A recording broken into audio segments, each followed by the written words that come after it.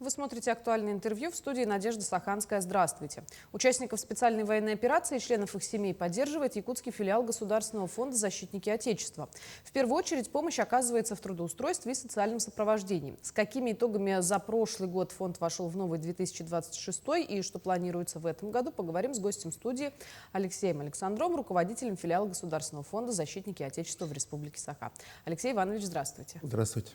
Я немножечко уже озвучила, что оказывается помощь в трудоустройстве и социальном сопровождении, но это не единственное, чем вы занимаетесь. Государственный фонд поддержки участников специальной военной операции «Защитники Отечества» создан решением президента Российской Федерации. В 2023 году филиалы фонда имеются во всех субъектах Российской Федерации. Ну и мы уже 2,5 года практически ведем. У нас работа – это оказание помощи и содействие ветеранам боевых действий, уволенных с военной службы, членам семей погибших, умерших, участников специальной военной операции. С прошлого года мы, с позапрошлого 2024 года, ведем работу с членами семей без вести пропавших, участников специальной военной операции. Основные направления нашей работы – это медицинская, социальная реабилитация, и оказание бесплатной юридической помощи и, соответственно, психологической помощи. Одна из основных направлений. Для членов семей без вести пропавших мы помогаем в составлении разыскных карт. Соответственно, делается забор образца генетического материала для выделения ДНК. Это работа, алгоритм федеральный, работа уже настроена. Все данные в течение недели направляются в уполномоченные органы Министерства обороны России. Процедура забора ДНК бесплатная. Производится во всех районах по направлению социальных координаторов, на районном уровне, в центральных районных больницах. И, соответственно, у нас в филиале Госфонда в городе Якутске по адресу Аюнского, 41/1. Если мы говорим с вами об итогах 2025 года, чем можете похвастаться? Здесь, наверное, сразу скажу, что в целом деятельность фонда, она, такая работа с чувствительной категорией в первую очередь, поэтому, наверное, есть гордость за отдельные достижения наших подопечных, ветеранов боевых действий, за те решения, индивидуальные решения, которые мы достигаем с помощью наших партнеров. Это имеется в виду решение их проблем, по которым они обращаются. Они часто бывают очень сложными касательно вопросов ведомств, военных частей Министерства обороны, нарушения прав в некоторых случаях, и решение вопросов по мерам социальной поддержки. К вам ведь не только участники СВО приходят, но и члены их семей. Да, я уже их озвучивал. 3 основные категории мы сопровождаем. Ветераны, уволенные с военной службы, члены семей погибших, участников специальной военной операции, члены семей без вести пропавших. И в рамках нашего офиса организована работа, мы в том числе и консультируем действующих военнослужащих. То есть у нас в оперзале имеются представители военно-социального центра Министерства обороны. Они как раз таки консультируют и принимают обращения по тем или иным вопросам от действующих военнослужащих или членов их семей.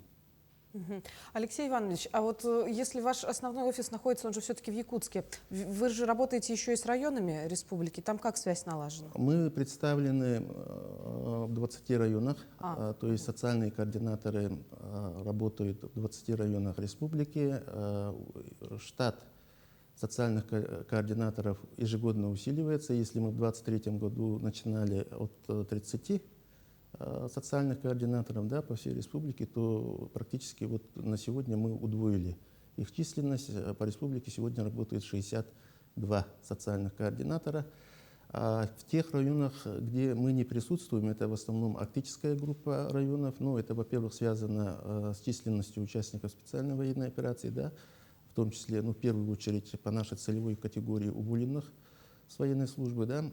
Здесь работа налажена с администрациями муниципальных районов, Со всеми муниципальными районами мы заключили соглашение, то есть обмен информацией первичного приема у нас на сегодня отработан в этом плане. То есть мы получаем информацию от администрации района и, соответственно, уже персонально выходим на граждан и начинаем отрабатывать их по их запросам, решать их проблему. Вот, кстати, о запросах. С чем чаще всего обращаются? Ну, здесь основная масса обращений – это по мерам социальной поддержки, это выплаты, в том числе выплаты федерального уровня. Да. На втором месте, наверное, можно поставить вопросы, связанные с денежным довольствием, с денежными выплатами действующих военнослужащих, то есть именно в период прохождения службы по линии Министерства обороны. Запросов много по оказанию психологической поддержки, по оказанию бесплатной юридической помощи. Ну, по этим двум направлениям у нас работа организована. Мы вот буквально с этого года начинаем уже работать с кризисными психологами МЧС по республике, да. И по оказанию бесплатной юридической помощи здесь уже подключаются и адвокаты адвокатской палаты, и 2 раза в месяц ведут прием граждан прокурора республики и военной прокуратуры Якутского гарнизона. Да. Соответственно, работу ведет юрист многофункционального центра республики, это непосредственно в офисе. А то, что касается районного уровня, там или в дистанционном формате, или где присутствуют адвокаты, то есть мы заявку направляем, и уже ведется работа по обращениям граждан. То есть получается такое межведомственное даже взаимодействие? Конечно. Только наша работа, основной костяк, основные задачи решаются только в рамках межведомственного взаимодействия. Скажите, а вот по долгу службы приходится с какими-то трудностями сталкиваться? Если да, то с какими? Ну, ввиду того, что, опять же, повторюсь, да, вопросы, они все сложные, они очень важные, да, для наших земляков, поэтому все сложные вопросы решаются сообща с нашими коллегами, партнерами, с органами исполнительной власти республики, ну и, соответственно, надзорными органами. Ну, в первую очередь, это прокуратура. Какую-то помощь власти республики оказывают? Конечно, здесь мы практически, наверное, присутствуем во всех советах, комиссиях, которые в первую очередь оказывают помощь и поддержку участникам специальной военной операции и членам их семей. Да. Самый главный орган межведомственный, это межведомственная комиссия при правительстве Республики Саха-Якутия, возглавляет зампред правительства республики Степанов Георгий Михайлович. И эта же комиссия входит в большую комиссию, республиканскую комиссию «Вместе Победе». Данную комиссию возглавляет глава республики Арсений Сергеевич Николаев. И здесь вот в рамках работы межведомственной комиссии мы уже ставим все вот сложные вопросы, то есть для принятия коллегиального решения, в том числе и по вопросам совершенствования законодательства, да, регионального, внесения предложений на федеральный уровень и так далее. Скажите, вот планы за 2025 год мы подвели, вступили в Новый год. Какие проекты будут реализованы в этом году? Мы поддерживаем все проекты, начиная от проектов органов исполнительной власти, муниципального уровня, проекты общественных организаций в первую очередь, да. То есть большинство проектов, они в первую очередь направлены на определенную группу целевую. Мы это понимаем, то есть мы стараемся принимать везде участие.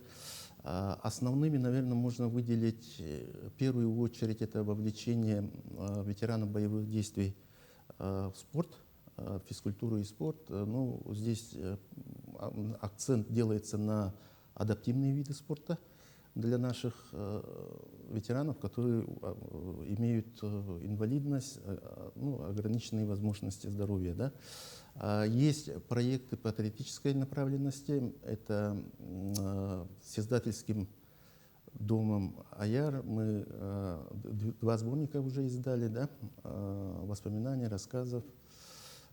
И, соответственно, наверное, 3-й проект, крупный, один из основных, это совместный проект с ЯСИА, еженедельно выпускается ну, проект под названием «Своя история».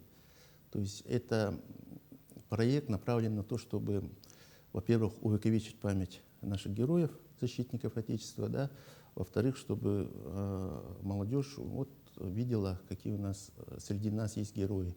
То есть сами ветераны рассказывают о своем участии в специальной военной операции, рассказывают члены семей участников специальной военной операции о их подвигах. Еще хочу спросить вас о проекте «Земля героев». Сейчас же очередной этап пошел. Курирует ли ваш фонд этот проект? Мы здесь, да, тесно работаем с проектом «Якутия. Земля героев». Здесь региональный проект, есть федеральный проект. Совместно работаем в подборе кандидатов на участие в этой программе. Я лично сам состою в совете данной программы, да, и вот сейчас вот завершается обучение первого этапа, и уже пойдет заявочная кампания на второй этап. Принимаем активное участие, в том числе вовлекаем наших ветеранов. Вот о ветеранах еще хочется спросить. Ведь те, кто отслужили в зоне боевых действий, вернулись со специальной военной операции, есть ли у них какие-то общины? Может быть, ветераны между собой взаимодействуют как-то, держатся сообща, уже находясь здесь в тылу? Ветераны очень активные. Они и сами общаются, сами создают определенные, ну, скажем так, сообщества по интересам. по Да, но все-таки здесь есть организации общественные, которые их объединяют. Это, во-первых, Ассоциация ветеранов республики, да, тесно работает тоже с нашим региональным центром «Батур». Есть федеральная ячейка, Ассоциация участников специальной военной, ветеранов, участников специальной военной операции. То есть, понятное дело, по отдельным направлениям тоже у нас имеются организации. Мы с их лидерами работаем в тесном контакте и вопросы решаем сообща. Ну, самое главное, что взаимодействие Да. продолжается. Алексей Иванович, большое спасибо, что нашли для нас время. Хочется пожелать вам успехов в вашей нелегкой работе. По возможности приходите к нам еще. Спасибо. Напомню, вы смотрели актуальное интервью. До встречи в эфире.